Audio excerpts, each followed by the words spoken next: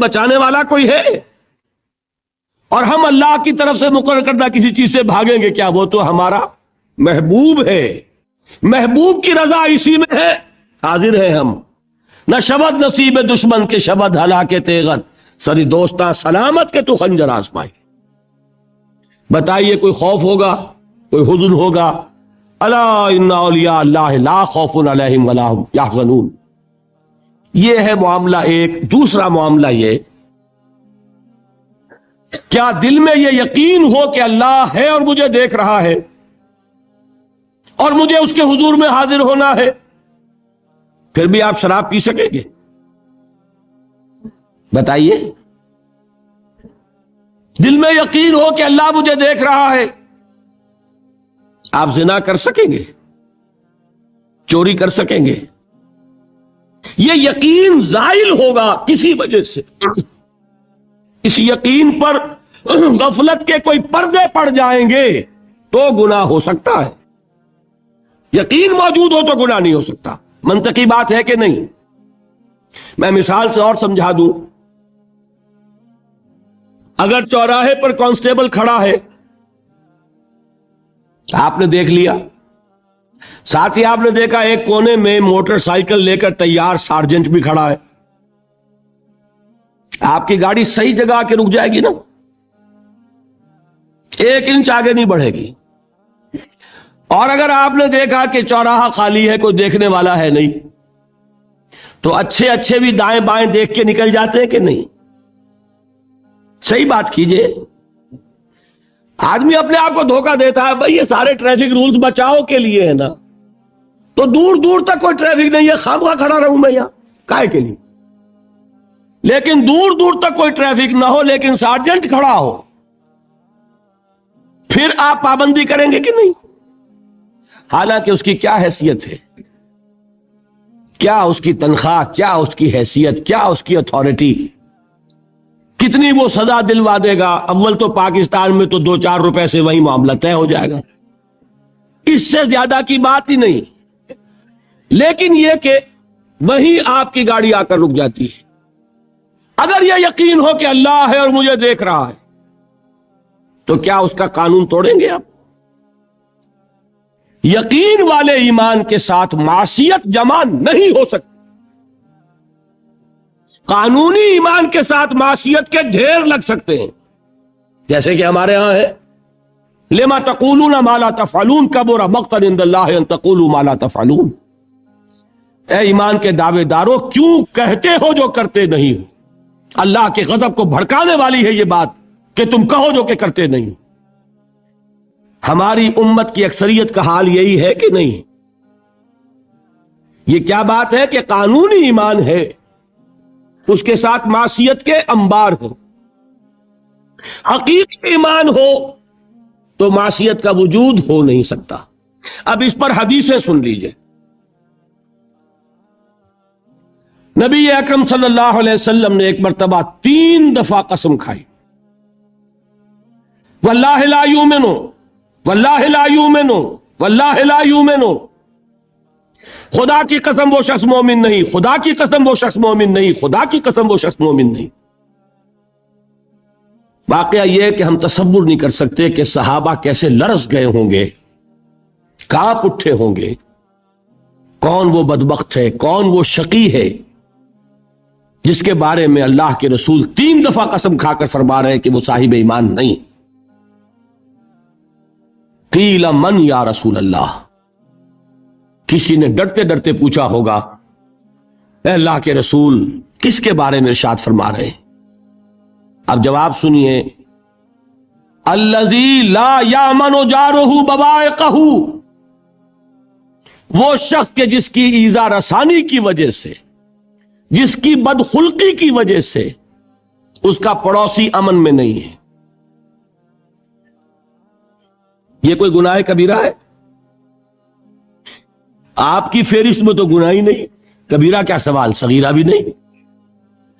زیادہ آپ یہ کہیں گے کہ ذرا بد اخلاقی ہے، کج خلقی ہے، بس اچھا کردار کا معاملہ نہیں ہے، یہ کہیں گے، گناہ کی فہرست میں نہیں آئے گی بات۔ کبیرہ بہت بڑی شے ہے، لیکن اس پر اللہ کے رسول نے 3 دفعہ قسم کھائی، ایمان نہیں ہے، ہرگز نہیں ہے، خدا کی قسم نہیں۔ اب بتائیے ایمان اور عمل علیحدہ ہو جائیں گے کیا؟ یہ ہے مسئلہ جو امام بخاری کے سر پہ ہے۔ اور سنیے، فرمایا حضرت انس ابن مالک نے، یہ روایت جو میں نے آپ کو ابھی سنائی ہے یہ کوئی ایسی ویسی روایت نہیں ہے، متفق علیہ ہے، بخاری اور مسلم دونوں میں موجود، اس سے اونچا درجہ روایت کا ہے ہی نہیں۔ راوی کون؟ ابو ہریرہ رضی اللہ تعالی، ان کی والدہ لے کر حاضر ہو گئی، یہ بچہ حضور آپ کی خدمت میں رہے گا، آپ کی خدمت کرے گا، آپ کے پاس رہے گا، ٹھیک ہے۔ وہ حضور کے خادم خاص ہیں، جیسے ذاتی کوئی ہوتا ہے معاملات میں مدد کرنے والا، خدمت کرنے والا، وہ ہے انس ابن مالک۔ چونکہ ان کا تعارف ہو گیا ہے رضی اللہ تعالیٰ عنہ، تو ایک بات پہلے اور سنا دوں، جو بچہ اپنے اس بچپن سے لے کر 9 برس کی عمر تھی جب آئے حضور کے پاس، انتقال کے وقت عمر کتنی ہوگی؟ 19 برس، 10 برس حضور کی خدمت میں رہے۔ پہلے تو حضور کے اخلاق کی جو گواہی وہ دے رہا ہے وہ اس کی زبان سے سنیے کہ میں 10 برس حضور کی خدمت میں رہا، کسی بات پر ڈانٹنا تو کجا، حضور نے کبھی مجھ سے یہ بھی نہیں فرمایا کہ اے انس تم نے وہ کام کیوں نہیں کیا۔ یہ ہے ایک آقا کی حیثیت سے محمد الرسول اللہ صلی اللہ علیہ وسلم کا اخلاق۔ اگر نہیں کیا خود کر لیا، کوئی ڈانٹ ڈپٹ نہیں، حالانکہ بچے ہیں، بچوں کو ویسے بھی ڈانٹ ڈپٹ دیا جاتا ہے، لیکن نہیں۔ اب ان صحابی کی ایک گواہی سنیے، قلما خطبنا رسول اللہ صلی اللہ علیہ وسلم الا قال، فرماتے ہیں کہ شاذ ہی کبھی ایسا ہوا ہوگا کہ حضور نے کبھی خطبہ ارشاد فرمایا ہو اور اس میں یہ الفاظ نہ ہو۔ الفاظ سمجھ رہے؟ جب بھی خطبہ دیتے تھے آپ یہ الفاظ ضرور فرماتے تھے، شاذ کبھی رہ جائے تو رہ جائے، قلما خطبنا رسول اللہ صلی اللہ علیہ وسلم الا قال، کیا فرمایا؟ لا ایمان لمن لا امانت لہ ولا دین لمن لا عہد لہ، جس شخص میں امانت داری نہیں اس کا کوئی ایمان نہیں، جس میں ایفاء عہد نہیں اس کا کوئی دین نہیں۔ بنا پھرتا ہو وہ دیندار، بنا پھرتا ہو وہ صاحب ایمان اور امتی حضور کا، امانت داری نہیں تو ایمان نہیں، ایفاء عہد نہیں تو دین۔ کس کا فرمان ہے؟ کسی آج کے زمانے کے مفتی کی بات نہ سمجھ لیجئے گا کہ جس کو آسانی سے آپ چاہیں تو رد کر دیں، یہ محمد الرسول اللہ صلی اللہ علیہ وسلم فرمان۔ اور سنیے پھر ایک متفق علیہ روایت بخاری اور مسلم کی، راوی پھر کون ہے؟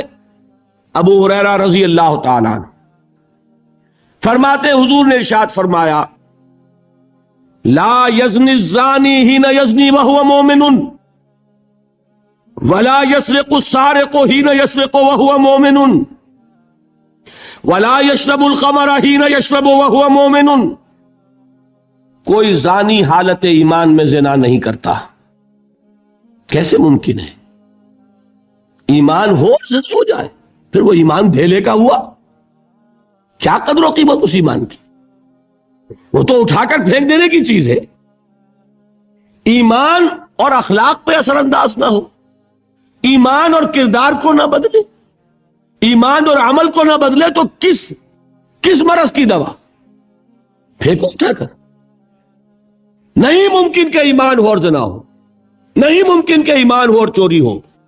لا یسرق السارق حین یسرق وہو مومن، کوئی چور حالت ایمان میں چوری نہیں کرتا، کوئی شرابی حالت ایمان میں شراب نہیں پیتا۔ ولا یشرب الخمر حین یشرب وہو مومن، کوئی شراب پینے والا وہ مومن نہیں ہوتا جب وہ شراب پی رہا ہوتا، اس وقت اس کے دل سے ایمان نکل جاتا ہے۔ اب دیکھیے یہاں کیا میں نے کل بتایا تھا، مغالطے کیا ہو گئے؟ مغالطے یہ ہو گئے کہ اس کو سمجھ لیا قانونی بات، یہ قانونی بات نہیں ہے، وہ قانونی ایمان کی بات نہیں ہو رہی، یہ حقیقی ایمان کی بات ہو رہی۔ قانونی ایمان کی بات ہو تو یہ کافر ہو گیا، پھر کافر نہیں ہے۔ قانونی ایمان کا دار و مدار قول پر ہے، یہ وہ حقیقی ایمان ہے، قلبی یقین والا ایمان، اس کے بارے میں فرمایا جا رہا ہے وہ دل سے نکل جاتا ہے تو گناہ ہو سکتا ہے۔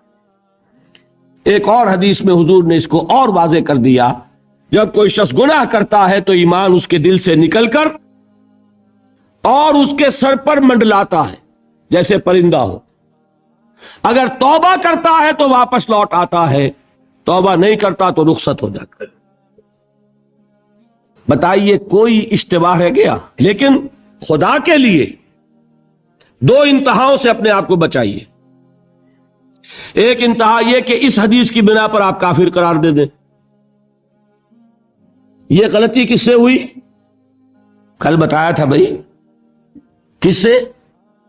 خوارج سے۔ خوارج سے یہی غلطی ہوئی۔ وہ فارسی کا ایک مصرع ہے کہ مردی و نامردی قدم فاصلہ دارت، یہ باریک جیسے بال کا سب فرق ہوتا ہے لیکن زمین و آسمان کے نتیجے نکل آتے۔ انہوں نے ایسی حدیثوں کی بنا پر یہ فیصلہ کر دیا، پھر اگر ایمان نہیں ہے تو کافر ہے۔ کتنا یہ آسانی سے نتیجہ نکل آیا، ایمان نہیں ہے تو کافر ہے۔ لا ایمان لمن لا امانت لہو، کوئی شخص امانت میں خیانت کرتا ہے تو اس میں ایمان نہیں ہے، ایمان نہیں ہے تو کافر ہے، کافر ہے تو مرتد ہے، مرتد ہے تو واجب القتل ہے۔ کہاں سے کہاں بات پہنچ گئی؟ بہت بڑی غلطی، بہت بڑی گمراہی۔ دوسری طرف ایک ہمارے ہاں اور انداز ہے کہ وہ جنت و دوزخ کے فیصلے اور قیامت کے اور آخرت کے فیصلے بھی قانونی اسلام کی بنیاد پر کرتے ہیں۔ انہیں یہ سمجھ لینا چاہیے یہ قانونی اسلام دنیا میں مفید ہے، آخرت میں وہ یقین والا ایمان ہوگا تو مفید ہوگا۔ یہ چیز ذہن سے نکل گئی، اور برا نہ مانیے یہ اہل سنت کے اکثر عوام کے ذہنوں سے یہ بات نکل گئی۔ وہ یہ سمجھتے ہیں ہمارے پاس سرٹیفکیٹ ہے، ہم مسلمان ہیں، مسلمان ہیں تو صاحب ایمان ہے، صاحب ایمان ہے تو جنت ہم پر واجب اور دوزخ ہم پر حرام۔ یہ آپ کے دل میں لکھا ہوا ہے کہ نہیں؟ جب دل میں یہ لکھا ہوا ہوگا تو پھر کرو گناہ، کیوں نہ کرو؟ کیوں حرام خوری نہ کرو؟ کیوں رشوتیں نہ لو؟ کیوں بددیانتی نہ کرو؟ جبکہ دوزخ تو آپ پر حرام ہے ہی ہے، آپ کو کوئی چیز نقصان پہنچا ہی نہیں سکتی۔ یہ مرجیہ کا عقیدہ تھا اصل میں، یہ دوسری انتہا تھی جو آج اہل سنت کے اکثر لوگوں کے دلوں میں بات بیٹھ گئی، عوام کے اندر، جہلا کے اندر۔ ان دونوں چیزوں سے بچیے۔ تیسری ایک غلطی کی اہل تشیع نے، انہوں نے کیا غلطی کی؟ ایمان اور اسلام کے فیصلے دنیا میں کرنے لگ گئے۔ فلاں مومن تھے، باقی سب مسلم ہی تھے، اور باقی سب منافق ہی تھے۔ یہ فیصلہ کرنے کا کسی کو اختیار نہیں۔ دنیا میں فیصلہ صرف یہ ہوگا کہ کافر تھا یا مسلمان، چھٹی۔ تیسری کیٹیگری آپ طے نہیں کر سکتے، اس لیے کہ قانونی اصطلاحات یہی دو ہیں۔ سمجھ لیجئے ان باتوں کو، مجھے کوئی دھواں دھار تقریر نہیں کرنی، بات سمجھانی ہے۔ دیکھیے قانونی سطح پر انسانوں کی تقسیمیں ہوں گی صرف دو، یا مسلم یا غیر مسلم، یہ ہے قانونی تقسیم۔ اب جو مسلم ہے وہ مومن بھی ہو سکتا ہے، وہ منافق بھی ہو سکتا ہے، بات سمجھ رہے؟ لیکن منافق کوئی قانونی اینٹی نہیں ہے۔ دنیا میں ہم کسی کو منافق نہیں کہہ سکتے۔ ہاں حضور کہہ سکتے تھے، حضور کو اللہ نے علم دیا تھا، لیکن حضور نے بھی ایسی پہرے داری کی ہے کہ کسی ایک شخص کے بارے میں بھی نہیں فرمایا کہ یہ منافق ہے۔ یہاں تک کہ جس کے بارے میں علم نشنا ہو چکا تھا، عبداللہ ابن ابی، اس کی بھی نماز جنازہ پڑھا دی کہ نہیں پڑھا دی؟ نماز جنازہ کافر کی پڑھی جاتی ہے یا مسلمان کی؟ اس کا مطلب ہے عبداللہ ابن ابی کو بھی حضور نے آخری وقت تک مسلمان تسلیم کیا۔ منافق جو بھی ہے وہ اپنے اندر ہے، اللہ کے ہاں جا کر کھلے گا۔ فار آل لیگل پرپسز اے منافق از اے مسلم۔ بات سمجھ میں آئی؟ اس لیے کہ لیگل اینٹیٹیز دو ہی ہے، کافر اور مسلم، تیسری اینٹی کوئی لیگل نہیں ہے، تیسری کوئی حیثیت قانونی نہیں ہے۔ اب ایک جو مسلم ہے وہ مومن بھی ہو سکتا ہے، منافق بھی ہو سکتا ہے، اس کا فیصلہ کہاں ہوگا؟ اللہ کے ہاں۔ ویسے حقیقت نفاق پر مجھے تفصیلی گفتگو کرنی ہے، میں اس کے مسائل اور وہاں اس وقت واضح کروں گا۔ اس وقت ایک بات اور نوٹ کر لیں، دیکھیے اب یہ جن لوگوں نے کچھ الجبرا پڑھا، جیومیٹری پڑھی تھوڑی سی بھی، ان کی سمجھ میں بات آئے گی۔ کچھ گراف بنایا کرتے تھے، زیرو درمیان میں اور رائٹ سائڈ پہ +1 +2 +3 +4 اور لیفٹ پر -1 -2 -3 -4، درمیان میں کیا ہے؟ زیرو۔ یہ تیسری شکل بھی ممکن ہے۔ +1 کیا ہے؟ ایمان کا پہلا درجہ۔ +2 کیا ہے؟ ایمان کا دوسرا درجہ۔ +3 کیا ہوگا؟ ایمان کا اور درجہ۔ اور ابو بکر کا مقام کیا ہوگا؟ +انفینٹی، انتہائی درجے میں وہ پلس ہوتا چلا جائے گا تو وہ ابو بکر کا ایمان ہوگا، ٹھیک ہے؟ اور -1 نفاق کا پہلا درجہ، -2 -3 اور انفینٹی عبداللہ ابن ابی رئیس المنافقین۔ سمجھ میں آ گیا؟ درمیان میں زیرو بھی تو ہے کہ نہیں؟ یہ تیسری شکل ممکن ہے۔ جو شخص مسلم ہے وہ نہ مومن ہو نہ منافق ہو، بین بین ہو، یہ بھی ممکن ہے۔ اوپر سے مسلم، اندر ایمان، مسلم بھی ہو گیا مومن بھی ہو گیا۔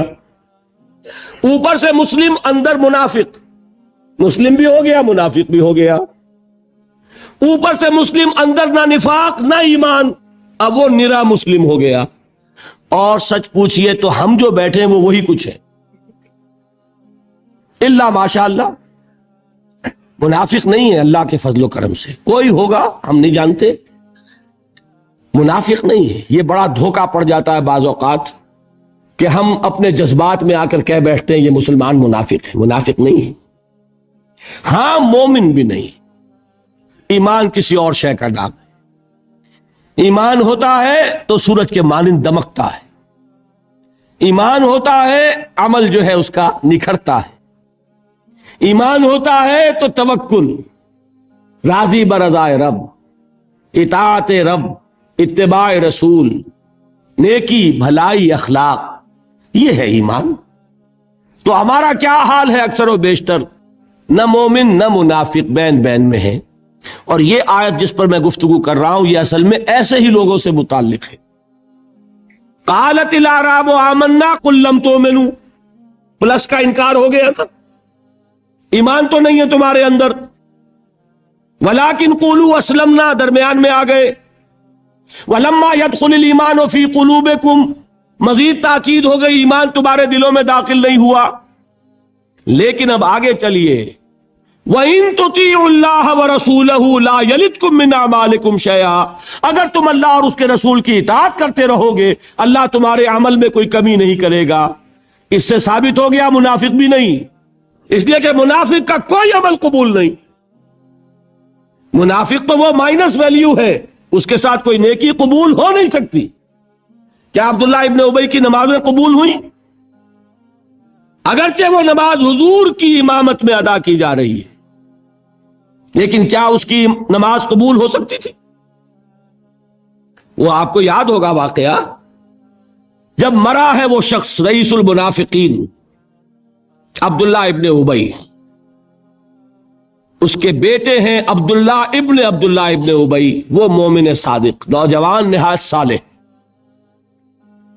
اب ایک سعادت میں بیٹے کو تو باپ سے محبت ہوگی کہ نہیں ہوگی؟ وہ بیٹا حاضر ہوتا ہے حضور کی خدمت میں، حضور میرے والد کا انتقال ہو گیا، آپ اپنا کرتا عنایت فرما دیجئے تاکہ میں اس کو کفن دوں۔ حضور نے سوچا اور کرتا اتار کے دے دی۔ حضرت عمر کھڑے ہو گئے، وہ تو تھے نا، ان کا جلال اور ضبط نہیں کر سکتے تھے، ان کا وہ انداز تھا جو حضرت موسیٰ کا تھا، حضرت خضر کو 3 دفعہ ٹوکا کہ نہیں؟ یہ کیا کیا تم نے؟ بغیر کسی جرم کے اس بچے کو ختم کر دیا. یہ کیا کیا تم نے؟ کشتی کو تم نے توڑ دیا، مارو گے ان کو جو اس کے اندر سوار ہے.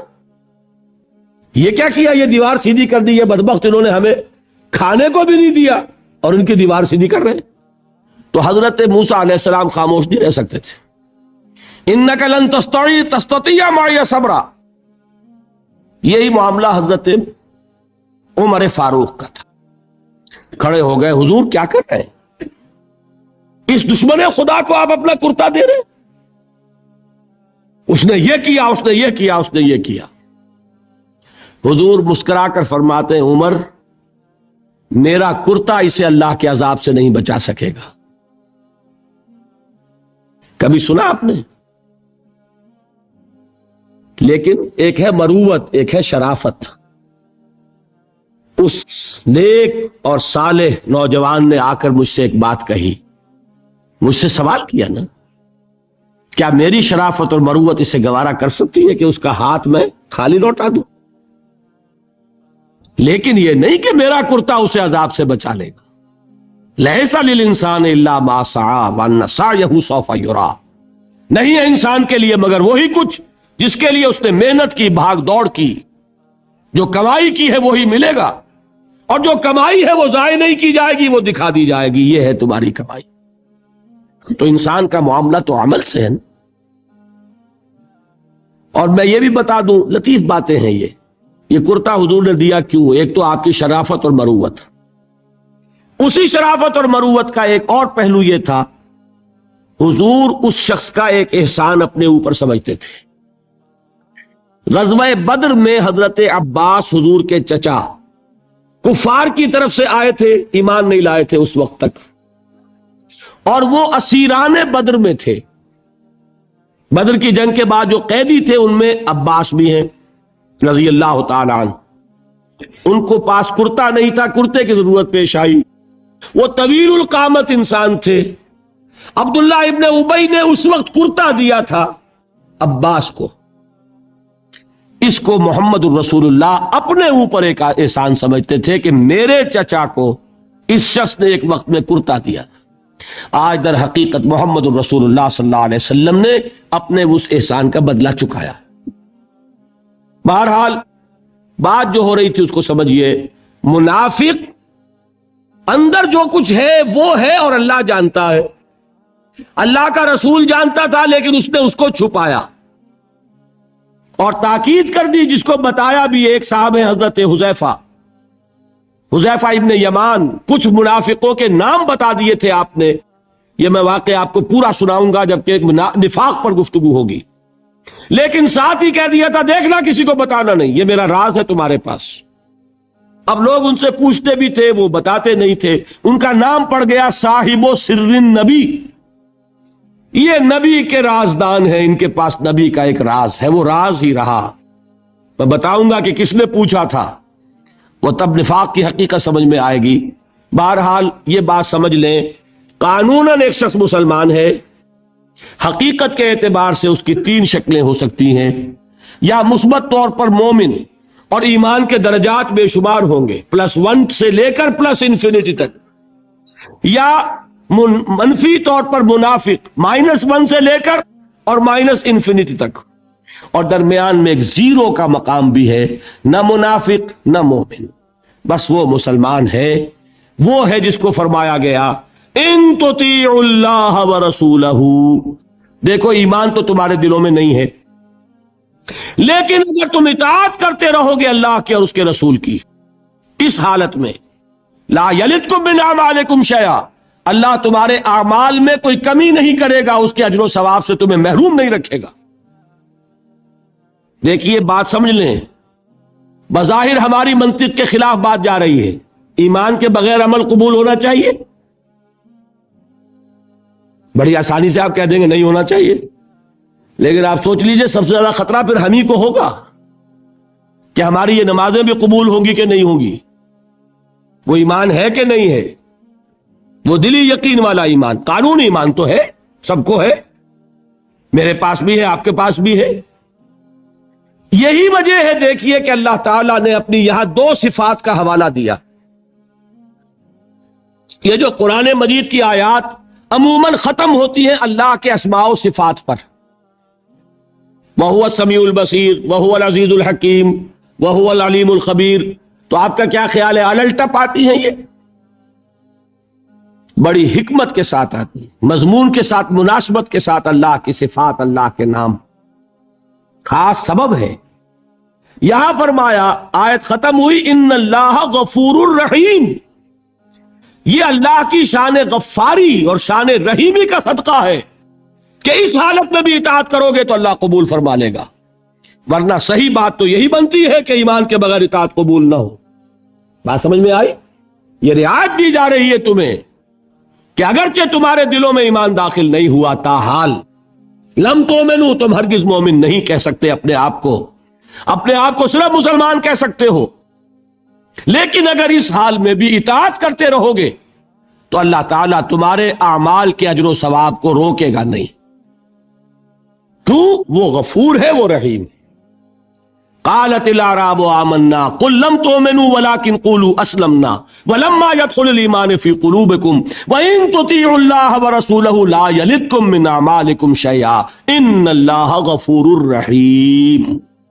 منطقی بات یہ بنتی جب تک مثبت طور پر ایمان دل میں نہ ہو کوئی عمل قبول نہ ہو، لیکن اللہ غفور ہے، اللہ رحیم ہے، اس کی شان غفاری کا صدقہ ہے، اس کی شان رحیمی کے طفیل یہ رعایت کی جا رہی ہے. اس حال میں بھی اطاعت کرتے رہو گے تو اللہ تعالیٰ تمہارے اجر و ثواب کو ضائع نہیں کرے گا. اب ذرا ایک بات اس میں سمجھ لیجئے، وہ کون لوگ تھے جن کے بارے میں یہ بات کہی گئی؟ نمبر ایک، اور ہم اپنے اوپر غور کریں کہ ہم کس کیٹیگری میں ہیں، اور یہ کتنی بڑی نوید جافزہ ہے ہمارے لیے اللہ کا یہ وعدہ کہ اگر ایمان نہ ہو تب بھی اطاعت کرو گے تو قبول کر لیں گے. لیکن اس کے لیے ایک نوٹ آف کوشن بھی ہے، ایک تنبیہ بھی ہے. یہ چار باتیں سمجھ لیں تب اس آیت کا درس مکمل ہوگا. نمبر ایک، یہ کون لوگ تھے؟ دیکھیے اچھی طرح سمجھیے اس بات کو. مکے میں اسلام کمزور تھا، کفر غالب تھا، ٹھیک؟ جو کلمہ شہادت پڑھتا تھا اسے مار پڑنی شروع ہو جاتی تھی، ٹھیک ہے؟ لہذا وہی شخص زبان پر کلمہ لاتا تھا جس کے دل میں یقین کامل پیدا ہو چکا ہوتا تھا. مار کھانے کو تو وہی تیار ہوگا نا. آگ پر لٹایا جا رہا ہے، گلیوں میں گھسیٹا جا رہا ہے، تپتی ہوئی اور نوکیلی چٹانوں والی سنگلاخ گلیوں میں، تو کون جرات کرے گا اشہد ان لا الہ الا اللہ واشہد ان محمد رسول اللہ کہنے کی، سوائے اس کے جس کے دل میں یقین کامل درجے کا پیدا ہو چکا، جسے جہنم دکھائی دے رہی ہو. آپ شاید حیران ہو کہ یہ کیا بات کہہ دی. ایک صحابی کا واقعہ ہے یہ. صبح کے وقت حضور کا معمول تھا یہ کہ صبح جب فجر کے بعد فوراً نہیں منتشر ہو جاتے تھے، گفتگو ہوتی تھی. کسی نے خواب دیکھا ہوتا تھا تو خواب بیان کرتا تھا، حضور تعبیر بیان فرماتے تھے. حضور نے ایک صحابی سے ایسے سوال کر لیا، کیف اصبحت، کیسے صبح کی، کس حال میں صبح ہوئی آج؟ اب انہوں نے جو جواب دیا وہ بڑا غیر معمولی تھا. اصبحت مومنا حقا یا رسول اللہ، اے اللہ کے رسول سچے مومن کی صبح مجھے نصیب ہوئی. غیر معمولی جواب تھا نا، بڑا دعویٰ تھا اس میں. اصبحت مومنا حقا. حضور نے پوچھا لکل شیء صفۃ فما صفۃ ایمانک، ہر شے کی کوئی کیفیت ہوتی ہے، صفات سے چیزیں پہچانی جاتی ہیں. تو تم جو کہہ رہے ہو کہ تم نے سچے مومن کی صبح کی ہے، تو تمہارے اس ایمان کی کیا کیفیت ہے، کیا صفت ہے، ذرا بیان کرو. اس کا جواب انہوں نے دیا، کانی انظر الی الجنہ کانی انظر الی النار. اے اللہ کے رسول میری کیفیت یہ ہے کہ جیسے میں جہنم کو اپنی آنکھوں سے دیکھ رہا ہوں اور جیسے کہ جنت میری نگاہوں کے سامنے موجود. وہ یقین کی کیفیت اللہ نے مجھے عطا فرمائی. تو یہ بھی ہو سکتا ہے. اور حضور نے فرمایا حدیث جبرائیل میں ہے، حضرت جبرائیل نے 3 سوال کیے تھے، اخبرنی عن الاسلام، اخبرنی عن الایمان، اخبرنی عن الاحسان۔ احسان کی کیا تعریف کی آپ نے؟ ان تعبد اللہ کانک تراہ فإن لم تکن تراہ فإنہ یراک۔ احسان جو دین کا سب سے اونچا درجہ ہے وہ کیا ہے کہ تم اللہ کی بندگی اس طرح کرو جیسے کہ اسے دیکھ رہے۔ اللہ تعالیٰ یقین کی یہ کیفیت ہمیں عطا فرمائے۔ بہرحال میں بیان یہ کر رہا تھا کہ وہ لوگ جو ایمان لائے مکے میں، وہ تھے کہ جو یقین کامل پیدا ہوا تو انہوں نے کلمہ شہادت ادا کیا، گویا ایمان پہلے اسلام بعد میں، ٹھیک، لیکن مدینے میں آ کر حالت بدل گئی۔ اب مار نہیں پڑتی، کبھی کبھی جنگ آ جاتی ہے، کہتے ہیں نکلو اللہ کی راہ میں، ویسے تو مارنی پڑتی نا، لہذا اب صورت بدلنی شروع ہوئی۔ ایسے لوگ بھی تھے مدنی دور میں بھی جو یقین کامل کے بعد ہی ایمان لاتے تھے اور اسلام لاتے تھے، لیکن ایسے لوگ بھی اب شروع ہو گئے کہ بھئی پورے قبیلے نے فیصلہ کر لیا ایمان لانے کا، چلو تم بھی جاؤ۔ اب پورا قبیلہ لا رہا ایمان تو کٹنا تو نہیں سوچتے، چلو بھائی، چل کے حضور کے ہاتھ پر بیعت کی، اسلام لے آئے، لیکن کوئی دھوکہ دینے کا ارادہ بھی نہیں ہے، سمجھے نا؟ دل میں یہ نہیں ہے کہ اسلام کی کوئی جڑ کاٹنی ہے، اس طرح کوئی سازش ہے، کوئی دھوکہ ہے، کوئی فریب ہے، یہ نہیں، لیکن مثبت طور پر وہ یقین والی بات بھی ابھی پیدا نہیں ہوئی۔ بات سمجھ رہے ہیں؟ یہ کیفیت کب شدید ہو گئی؟ اذا جاء نصر اللہ والفتح ورأیت الناس يدخلون فی دین اللہ افواجا۔ جب فتح حاصل ہو گئی، اللہ کی مدد آ گئی اور فوج در فوج لوگ ایمان میں داخل ہو رہے ہیں، اس وقت جو رو چلی ہے، اس رو میں اکثر لوگ کون تھے؟ دھوکہ نہیں تھا، لہذا منافق بھی نہیں، لیکن مثبت طور پر وہ یقین والی بات بھی نہیں، وہ تھے لوگ قالت الاعراب آمنا قل لم تؤمنوا ولکن قولوا اسلمنا۔ یہ بدو دعویٰ کر رہے ہیں ہم ایمان لے آئے، اے نبی ان سے کہہ دیجئے تم ایمان ہرگز نہیں لائے ہو، یوں کہو ہم اسلام لے آئے ہیں۔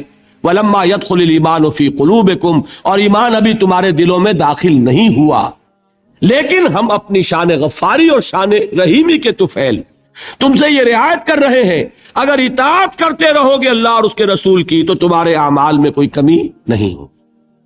سمجھ آ گئی بات؟ اب اپنی حالت پر غور کیجئے، ہمارا حال کیا ہے؟ وہاں رو چلی تھی اور یہاں ایک چکر چل رہا ہے، باپ کا بیٹا مسلمان، اس کا اگلا بیٹا مسلمان۔ وہ جو میں نے کہا تھا ہم مسلمان کیوں ہیں؟ By accident of birth. ہم سوچ کر ایمان لائیں کیا؟ ہم نے خود غور و فکر کے بعد ایمان قبول کیا ہے۔ اللہ جس سے توفیق دے دے، ہو سکتا ہے، اب بھی ہو سکتا ہے، سوچئے، غور کیجئے، تفکر کیجئے، شعوری طور پر ایمان لائیے، وہ ایمان اور ہوگا۔ اب تک ہم میں سے اکثر کا حال کیا ہے کہ صرف ایک چکر ہے نسلی، نسلاً بعد نسل اسلام آ گیا، اسلام تو آ گیا، کیا ایمان بھی آ جائے گا اس طرح؟ ایمان نہیں آتا اس طرح، اسلام آیا ہے۔ ہمارا حال کیا ہے اکثر و بیشتر؟ وہ اسی آیت کے مصداق ہے، قالت الاعراب آمنا قل لم تؤمنوا ولکن قولوا اسلمنا ولما يدخل الایمان فی قلوبکم۔ تو بتائیے ہمارے لیے کتنی بڑی نوید ہے یہ، کتنی بڑی خوشخبری ہے یہ کہ اللہ نے یہ وعدہ کر لیا ہے۔ اگر بات یہ ہوگی کہ جب تک ایمان نہیں ہوگی نہ نماز قبول نہ روزہ قبول، تو ہمارا کوئی مقام پھر تھا؟ اللہ نے کتنی بڑی اپنی رحمت فرمائی، کتنا فضل فرمایا، اس حالت میں بھی اطاعت کرو گے تو اللہ تمہارے اعمال کا اجر و ثواب عطا کر دے گا۔ اب چوتھی چیز، نوٹ آف کوشن، یہ اطاعت ہونی چاہیے کلی اطاعت، جزوی نہیں، جزوی اطاعت اطاعت نہیں۔ اللہ کے 10 احکام ہیں، 5 آپ نے مان لیے، 5 آپ نے ٹھوکر مار دی، کیا کہیں گے اسے؟ یہ اطاعت ہے؟ سمجھ لیجئے، یہ جزوی اطاعت نہیں، اس پر تو اللہ کا غضب بھڑکتا ہے۔ افتؤمنون ببعض الکتاب وتکفرون ببعض، کیا تم ہماری شریعت، ہماری کتاب، ہمارے قانون، اس کے کچھ حصے کو مانتے اور کچھ کو نہیں مانتے؟ فما جزاء من يفعل ذلك منكم الا خزي في الحياة الدنيا ويوم القيامة يردون الى اشد العذاب۔ جو کوئی بھی یہ طرز عمل اختیار کرے گا اس کی سزا اس کے سوا اور کچھ نہیں ہے کہ دنیا میں انہیں ذلیل و خوار کر دیا جائے اور قیامت کے دن شدید ترین عذاب میں جھونک دیا جائے۔ وَمَا اللَّهُ بِغَافِلٍ عَمَّا تَعْمَلُونَ، اور اللہ غافل اور بے خبر نہیں ہے تمہارے کرتوتوں سے۔ He knows you through and through، وہ جانتا ہے، وہ تو تمہاری نیتوں کو جانتا ہے۔ ان اللہ لا ينظر الى صورکم ولا اموالکم ولكن ينظر الى قلوبکم واعمالکم، اللہ تمہاری صورتوں کو اور تمہارے مالوں کو نہیں دیکھتا، وہ تمہارے دلوں کو اور تمہارے عملوں کو دیکھتا ہے۔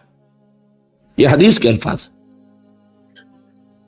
تو یہ جو جزوی اطاعت ہے یہ اطاعت نہیں کہلائے گی، بلکہ یہ تمسخر کہلائے گا، ڈٹھائی کہلائے گی، استہزاء کہلائے گا، دین کا مذاق اڑانا کہلائے گا۔ بات سمجھ رہے ہیں کہ نہیں؟ اور میں اور منطقی طور پر ثابت کر دوں کہ اگر آپ نے اللہ کے کچھ احکام مانے کچھ نہیں مانے، تو جو مانے وہ بھی اللہ کے نہیں مانے۔ بظاہر بات میں بڑی عجیب کہہ رہا ہوں، اللہ کا ایک حکم آپ نے مانا ایک نہیں مانا، بتائیے جو نہیں مانا کیوں نہیں مانا؟ کہ نفس کو پسند نہیں۔ جو مانا کیوں مانا؟ کہ نفس کو پسند ہے۔ دونوں حالتوں میں کس کی بات مانی؟ نفس کی۔ اگر اللہ کی بات ماننی تھی تو پھر تو وہ بات بھی اللہ کی۔ جب آپ نے اللہ کی ایک بات رد کر دی، کیوں؟ کہ نفس کو پسند نہیں۔ اور جو مانی تو اس لیے مانی کہ نفس نے ویٹو ہے، اوکے کر دیا، ٹھیک ہے۔ تو اصل آپ کا افسر کون ہوا؟ نفس یا اللہ؟ اللہ کا حکم ہوتا تو جو حکم ہے وہ ماننا پڑے گا۔ معلوم ہوا کہ آپ نے ویٹو دیا ہوا ہے نفس کو، تو جس کے پاس ویٹو اسی کی اطاعت۔ بظاہر آپ اللہ کا حکم مان رہے ہیں، حقیقت میں اپنے نفس کا حکم مان، اللہ کہ آپ کی اطاعت کلی ہو، جو اللہ کا حکم سر تسلیم خم۔ ہاں یہ ہو سکتا ہے وقتی طور پر کوئی خطا ہو جائے، جذبات کی رو میں آپ بہہ گئے، غلطی ہو گئی، ایسا جب بھی ہوتا ہے فوراً توبہ کرتا ہے انسان۔ جذبات کا معاملہ ہوتا ہے جیسے کہ طوفان آتا ہے پہاڑی علاقے میں، میدانی علاقے میں سیلاب آئے گا تو آہستہ آہستہ آتا ہے اور آہستہ آہستہ اترتا بھی ہے۔ پہاڑی علاقے میں سیلاب آتا ہے تو طوفانی شکل میں آتا ہے، فوراً ختم بھی ہو جاتا ہے نا۔ ایسا جذبات کا معاملہ یہ ہوتا ہے، طوفان کی طرح جذبات چڑھے، اس وقت آپ سے غلطی ہو گئی، فوراً اتر جائے گا طوفان اور آپ پچھتائیں گے کہ میں کیا کر بیٹھا۔ فوراً رجوع کریں گے، فوراً توبہ کریں گے۔ ایسے شخص کی توبہ کو قبول کرنا اللہ نے اپنے ذمے قرار دیا۔ انما التوبۃ علی اللہ للذین یعملون السوء بجہالۃ ثم یتوبون من قریب۔ اللہ تعالیٰ کے ذمے ہے اپنے ایسے بندے کی توبہ قبول کرنا جو کہیں جہالت میں، نادانی میں، جذبات کی رو میں بہ کر غلط کام کر بیٹھتا ہے لیکن فوراً ہی توبہ کرتا۔ البتہ جان بوجھ کر آپ نے with cold reasoning، جیسے آپ کہتے ہیں نا cold blooded murder، ایک ہے جذبات میں آ کے کسی کو قتل کر دیا، آپ کا کوئی ارادہ نہیں تھا، آپ جا رہے تھے، جاتے ہوئے آپ کا کنگا لگ گیا کسی کو، وہ اللہ کا بندہ ایسا غسیل نکلا اس نے ماں کی گالی دے دی آپ کو، آپ کا چڑھ گیا پارا اور آپ نے جو اس کے ایک رسید کیا مر گیا، تو کیا آپ کا ارادہ تھا اس کو قتل کرنے کا؟ نہیں تھا۔ جیسے حضرت موسیٰ نے قبطی کے ایک گھونسا مارا، فَوَقَذَهُ مُوسَىٰ فَقَضَىٰ عَلَيْهِ، تو ایک گھونسے میں ختم ہو گیا۔ کیا موسیٰ کا ارادہ قتل کا تھا؟ نہیں۔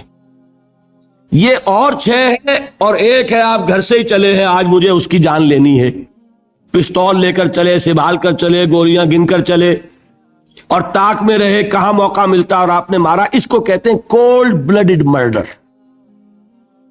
اسی طریقے سے ایک گناہ وہ ہے جو سوچ سمجھ کر ہوتا ہے۔ وہ گناہ کون سا ہوتا ہے؟ اجی کیا کریں، کام نہیں چلتا، سودی کاروبار تو کرنا ہی ہے۔ یہ جذباتی بات ہے؟ نہیں، یہ آپ کی سوچی سمجھی رائے ہے۔ روکھی سوکھی نہیں کھانی بھائی، کھانے پراٹھے ہی ہیں، لہذا سودی کاروبار کیے بغیر چارہ نہیں۔ یہ تو سوچی سمجھی بات ہے بھائی۔ یہ ہے وہ گناہ، یہ ایک گناہ بھی آپ کی پوری نیکی کو ختم کر دے۔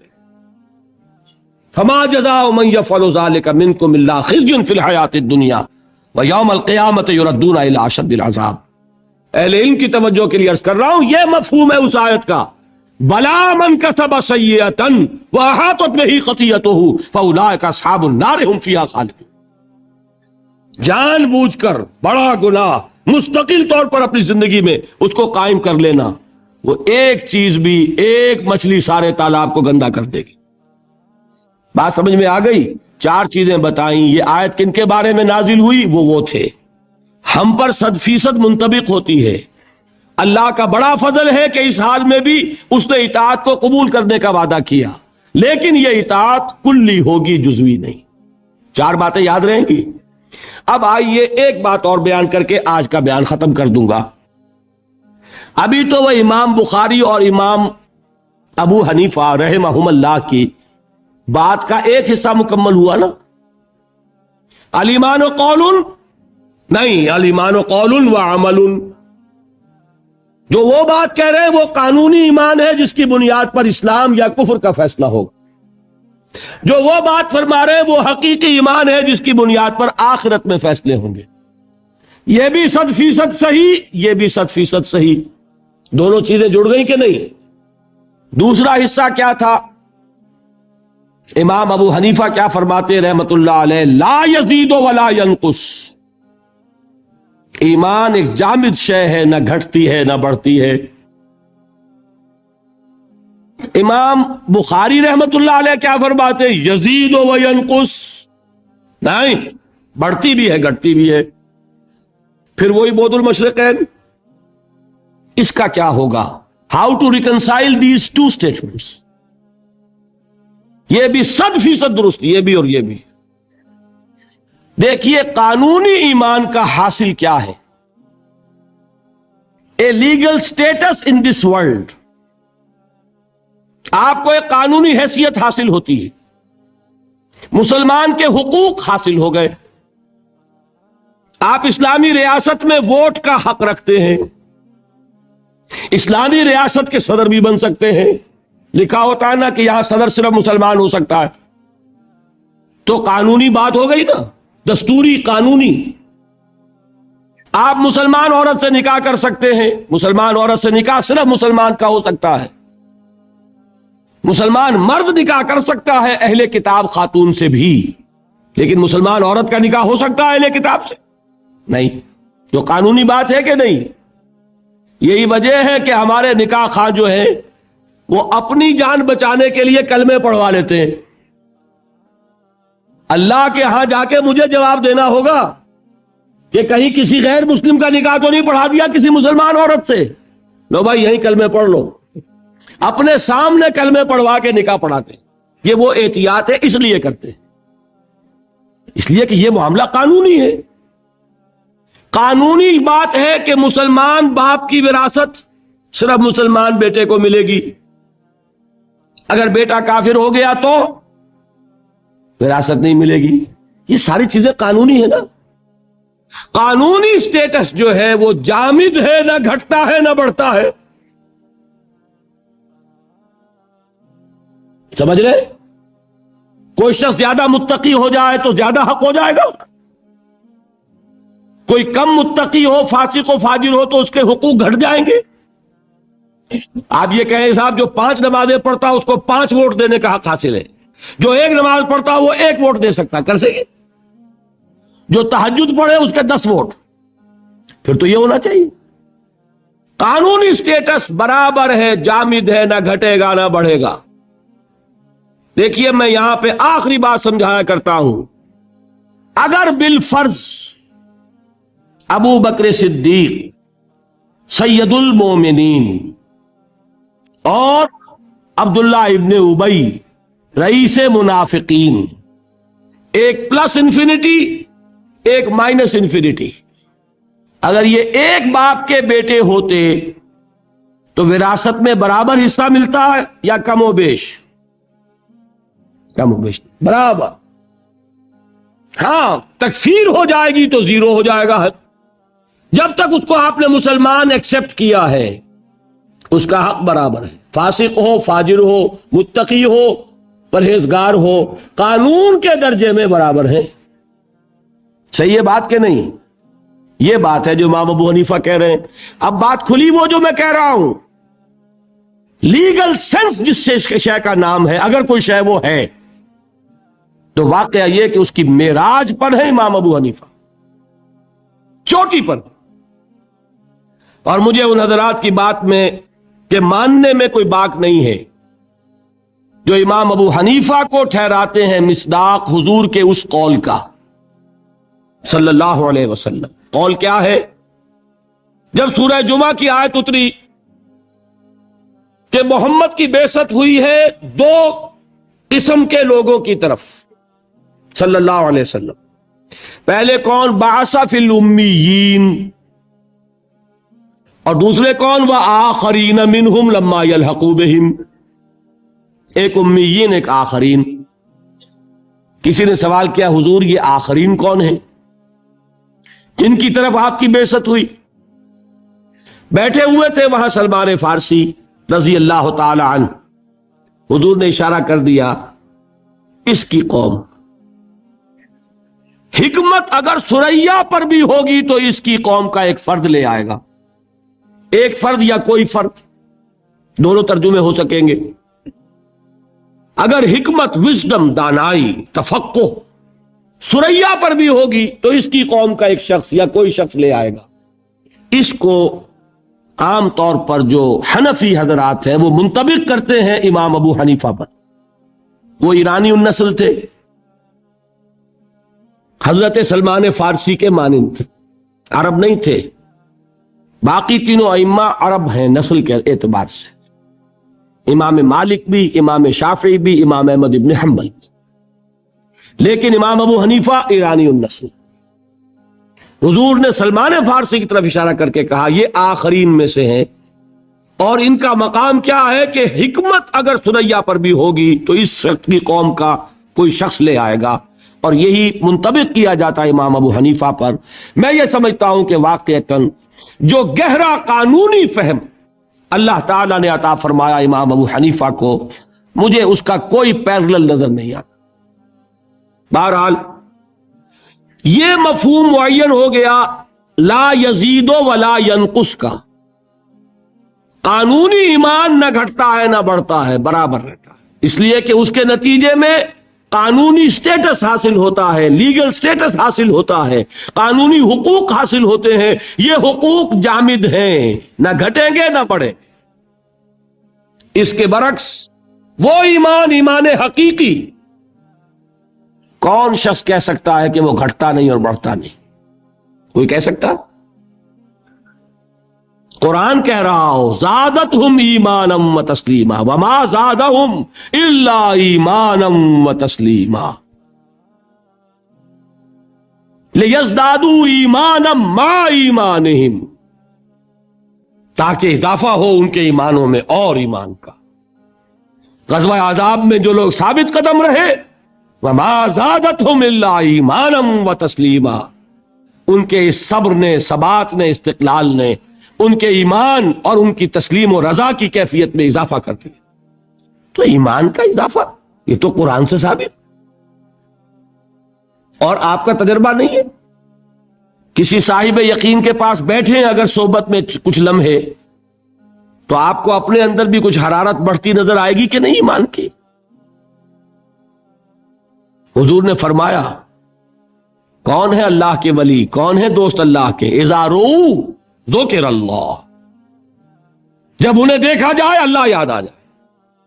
ایسے لوگ ہیں ان کی صحبت میں بیٹھیں گے دین کی طرف لگن بڑھے گی، دین کا جذبہ بڑھے گا۔ یہ کیا ہے؟ یہ ایمان ہے۔ اور آوارہ اور بدقماش اور فحش گو اور لطیفہ گو اور یاوہ گو قسم کے لوگوں کے پاس بیٹھیں گے، ایمان گھٹے گا کہ نہیں؟ سیدھی بات ہے۔ قرآن پڑھیں گے ایمان بڑھے گا، فحش ناول پڑھیں گے ایمان گھٹے گا۔ یہ ایمان تو وہ شے ہے، دیکھیے قلب کو کہتے ہی قلب اس لیے ہے، اسے کسی حالت پر قرار ہی نہیں۔ قلب کے کیا معنی؟ بدلنا، قلب ماہیت، کیفیت بدل گئی، انقلاب، نظام بدل جانا۔ یہ قلب جو ہے یہ ٹکتا ہی نہیں۔ اس کے لیے تو فرمایا جو ہے اقبال نے شعر کہ ثبات ایک تغیر کو ہے زمانے میں، سکون محال ہے قدرت کے کارخانے میں۔ یہ بات 100% درست ہے تو دل کے لیے صحیح ہے۔ آپ کے جسم کے ہر حصے کے لیے آرام ہے، لیکن دل کے لیے آرام، دل کے لیے آرام کا مطلب موت۔ چند منٹ کا آرام کرے گا تو چھٹی۔ آپ کا دماغ آرام کرتا ہے، آپ کے گردے آرام کرتے ہیں، آپ کا معدہ آرام کرتا ہے، ہر جسم کے عضو کے لیے آرام ہے۔ آپ کا دماغ آرام کرتا ہے جب تک کہ آپ خواب نہیں دیکھ رہے۔ جب آپ سوئے ہوئے خواب دیکھ رہے ہوں، اب صرف جسم آرام کر رہا ہے، دماغ آرام نہیں کر رہا۔ اس نے چکی پیسنی شروع کر دی ہے اپنی، اس لیے کہ اسے جتنا آرام چاہیے تھا وہ لے چکا۔ اب خواہ آپ پڑے ہوئے، آپ پڑے رہے، وہ اپنا کام شروع کر دے گا۔ تو دماغ جو ہے وہ بھی آرام چاہتا ہے۔ آپ کے اعضاء کو، آپ کے مسلز کو، ہر شے کو آرام کی ضرورت ہے سوائے دل کے۔ اس لیے کہ دل کے آرام کا مطلب موت۔ اس کو چین نہیں، اس کو قرار نہیں۔ یہ گھٹے گا یا بڑھے گا، ادھر جائے گا یا ادھر جائے گا۔ اور جو قلبی ایمان ہے اسے کیسے قرار ہو جائے گا؟ وہ یا گھٹے گا یا بڑھے گا، ہر لحظہ یا بڑھ رہا ہے یا گھٹ رہا ہے۔ اسی لیے حضور نے فرمایا جس شخص کے 2 دن برابر ہو گئے وہ بڑے گھاٹے میں رہا۔ آج جتنا ایمان ہے کل بھی اتنا ہی رہا تو گھاٹا ہو گیا نا۔ اس لیے کہ یہ دن اللہ نے جو اور دیا تھا اس لیے دیا تھا کہ اور ایمان بڑھتا۔ نہیں بڑھا تو یہ نہیں کہیں گے کہ نفع نہیں ہوا، نہیں نقصان ہو گیا۔ یہ دن تو ضائع ہوا نا، اس دن میں جو اضافہ ہونا چاہیے تھا وہ اضافہ نہیں ہوا۔ یہ دن جو ضائع گیا یہ گھاٹا ہے۔ جس شخص کے 2 دن مساوی ہیں وہ گھاٹے میں ہے۔ والعصر ان الانسان لفی خسر۔ غافل تجھے گھڑیال یہ دیتا ہے منادی، گردوں نے گھڑی عمر کی ایک اور گھٹا دی۔ تو یہ بات کہ 100% درست یہ قول بھی کہ الایمان قول لا یزید ولا ینقص، اور یہ قول بھی کہ الایمان قول وعمل ویزید وینقص۔ یہ معاملہ قانونی ایمان کا جس کی بنیاد پر دنیا میں کسی کو مسلمان مانا جائے گا، یہ معاملہ حقیقی ایمان کا جس کی بنیاد پر وہاں فیصلے ہوں گے۔ اس معاملے میں اس سطح پر ایمان اور عمل صالح یوں جڑ جاتے، یہ ایک وحدت جس کو آپ کہتے ہیں آرگینک ہول، حیاتیاتی وحدت جس کے حصے بخرے نہیں ہو سکتے۔ ایمان اور عمل صالح یوں ہے۔ یہی وجہ ہے قرآن میں ایک جگہ مجھے بتا دیجئے کہ جہاں ایمان، مجرد ایمان کا ذکر آیا ہو، عمل صالح کا نہ ہو۔ والتین والزیتون وطور سینین وہذا البلد الامین لقد خلقنا الانسان فی احسن تقویم الا الذین آمنوا وعملوا الصالحات والعصر ان الانسان لفی خسر الا الذین آمنوا وعملوا الصالحات وتواصوا بالحق وتواصوا بالصبر۔ ایک نقطہ اور بیان کر دوں، دیکھیے یہ جو سورۃ العصر اور سورۃ التین کا تقابل میں نے کیا تھا، ایک پر انذار ایک پر تبشیر کا رنگ غالب بتایا تھا نا۔ اب یہاں یہ بات سمجھ لیجئے، تواصی بالحق بھی ایک عمل ہے۔ حق کی وصیت کرنا، دعوت دینا، تبلیغ کرنا عمل ہے کہ نہیں؟ تواصی بالصبر بھی ایک عمل ہے۔ لہذا قرآن جب کہتا وَعَمِلُوا الصَّالِحَاتِ یہ ساری چیزیں اس میں شامل ہیں۔ صرف یہ کہ سورۃ العصر میں جو اندر اس کے مضمرات تھے انہیں اور کھول کر بیان کر دیا۔ وہاں عمل کے 3 خانے ہو گئے. عمل صالح خود، تواصی بالحق اس کا ایک لازمی نتیجہ، تواصی بالصبر اس کا ایک دوسرا لازمی نتیجہ. سورۃ التین میں صرف عمل صالح میں یہ ساری بات آ گئی. باقی قرآن مجید میں ایسے ایسے مقامات ملیں گے، 3 مواقع مرتبہ عمل الصالحات ایمان کے ساتھ جوڑ جوڑ کر لایا جا رہا ہے کہ یہ دل سے بات نکال دے کہ مجرد ایمان پر نجات ہو جائے گی. قرآن نے کہیں وعدہ نہیں کیا. اور ایمان بھی ہاں وہ نجات کہ لاکھوں برس جہنم میں جلنے کے بعد چھٹکارا مل جائے، وہ مل جائے گی. وہ نجات کہ جو میدان حشر ہی میں اللہ فرما دے میرا یہ بندہ اس پر میری رحمت کا سایہ ہے، یہ جہنم کی آگ سے بچا لیا جائے گا. فمن زحزح عن النار وادخل الجنہ فقد فاز. وہ اس کامیابی کی بات کر رہا ہوں، اس نجات کی بات کر رہا ہوں. وہ نجات صرف ایمان سے نہیں ہے، وہ عمل صالح کے ساتھ ہے.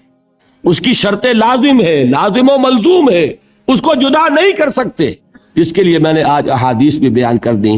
میرا جی چاہتا تھا اس عمل صالح کے جو مختلف گوشے ہیں ان کی بھی تھوڑی سی سیر آج آپ کو کراؤں، لیکن میں آج اسی پر اکتفا کر رہا ہوں.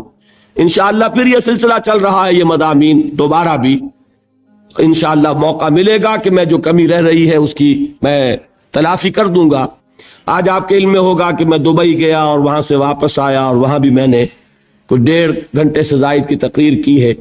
آواز پر بھی اس کا اثر ہے. میں ذرا محتاط ہو کے چل رہا ہوں تاکہ ابھی غالباً 5 دن رہتے ہیں، اور تو اس میں ایسا نہ ہو کہ کہیں مجھے مجبور ہو کر بیچ میں بات چھوڑ دینی پڑے. اگر ہر موضوع میں کوئی کبھی کسر رہ جائے کوئی پرواہ نہیں، لیکن بات جو ہے تمام موضوعات کی مکمل ہو جائے، یہ میری پوری کوشش ہوگی. تو آپ بھی دعا کریں اللہ تعالیٰ مجھے توفیق دے. اور واقعہ یہ ہے، میں آپ حضرات کے سامنے اپنا یہ تاثر بیان کیے بغیر نہیں رہ سکتا. میرا آج یہ خیال تھا کہ حاضری کم ہوگی، اس لیے کہ دل بھر بھی جاتا ہے، سن لی باتیں بہت. بزم میں اہل نظر بھی ہیں، تماشائی بھی. وہ اہل نظر کا تو میں سمجھتا ہوں کہ ذوق بڑھے گا، تماشائیوں کا تو گھٹتا ہے. آخر بہت سن لیا اور کیا سننا ہے. پھر یہ بھی خیال تھا کہ کل تو جمعرات کی وہ تھی اور جمعہ کی شب تھی، جمعہ آنے والا تھا، چھٹی کا دن تھا. کل تو آپ کا ورکنگ ڈے ہے، آپ کو کام کرنا ہے. اس کے باوجود میں نے جو آپ کے ذوق و شوق کا عالم دیکھا ہے، میں اسے ایک مبارک فعل سمجھتا ہوں، نیک فعل ہے. یہ علامت ہے ہوا کے رخ کی. ہوا کا رخ جو ہے وہ آپ کو معلوم ہے، تھوڑی سی مٹی آپ لے کر، ریت لے کر اس کو ذرا چھوڑتے ہیں، پتہ چل جاتا ہوا ادھر چل رہی ہے یا ادھر. وہ معمولی جو ہے ایک چٹکی خاک کی بتاتی ہے کہ ہوا کا رخ کیا ہے. یہ چیز جو ہے یہ بھی ہمارے لیے ایک امید افزا بات ہے. کوئی کہانیاں نہیں ہیں، کوئی قصے نہیں ہیں، کوئی لوگوں کو گالیاں نہیں دی جا رہی، کوئی فرقے وارانہ بات نہیں ہو رہی، جمع کرنے کی کوشش ہو رہی ہے. امام ابو حنیفہ، امام بخاری، اگر ان کی باتوں میں کوئی اختلاف نظر آ رہا ہے تو کہاں جڑتی ہے جا کر، یہ بات بتائی جا رہی ہے. دلچسپی ہوتی ہے اختلافی معاملات سے. نور و بشر کا جھگڑا ہو تو نور والے بھی آ جائیں گے، بشر والے بھی آ جائیں گے. ظاہر بات ہے کہ وہ تو جھگڑے والی بات ہے. یہاں کوئی بات ایسی نہیں. اگر اس میں بھی آپ کی یہ دلچسپی ہے تو میں سمجھتا ہوں کہ یہ ایک نیک فعل ہے، اچھی امید افزا صورت ہے. اللہ تعالی ہمارے اس شوق کو اور ذوق کو برقرار رکھے، اور اللہ تعالی مجھے ہمت دیے رکھے کہ جس خدمت کا ارادہ لے کر یہاں آیا ہوں میں اسے پایہ تکمیل تک پہنچا سکوں. اقول قولی ھذا واستغفر اللہ لی ولکم ولسائر المسلمین والمسلمات. اظہار حیدر صاحب آپ کے یہاں کی ایک جانی پہچانی شخصیت ہیں. پچھلے 3 دن وہ آتے بھی رہے ہیں، پہلے ہی رو میں ہوتے تھے. اس نیشنل سینٹر سے ان کا، پاکستان سینٹر سے ان کا تعلق بہت گہرا رہا ہے. وہ کہیں آج بیمار پڑ گئے ہیں اور غالباً کوئی ہارٹ اٹیک کا مسئلہ ہے. ان کے لیے ذرا آپ لوگ دعا کیجئے. اللہم اشف لہ ورحمہ، اللہم اشف لہ ورحمہ، اللہم اشف لہ ورحمہ. یا شافی الامراض لا شفاء الا شفاؤک فاشف لہ. آمین یا رب العالمین. آپ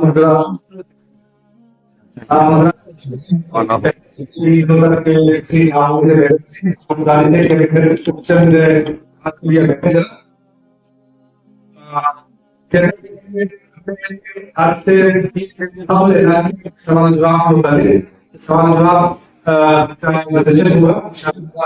ہوا ایسی باتیں کبھی آپ کے ذہن میں کچھ اس کا ڈاکٹر صاحب اس کو ایکسپلین کر رہے ہیں اور بات نہیں رہتی، لیکن پھر بھی اگر آپ کوئی بھی سوال کا ضرورت محسوس کرتے ہو آپ تو ان شاء اللہ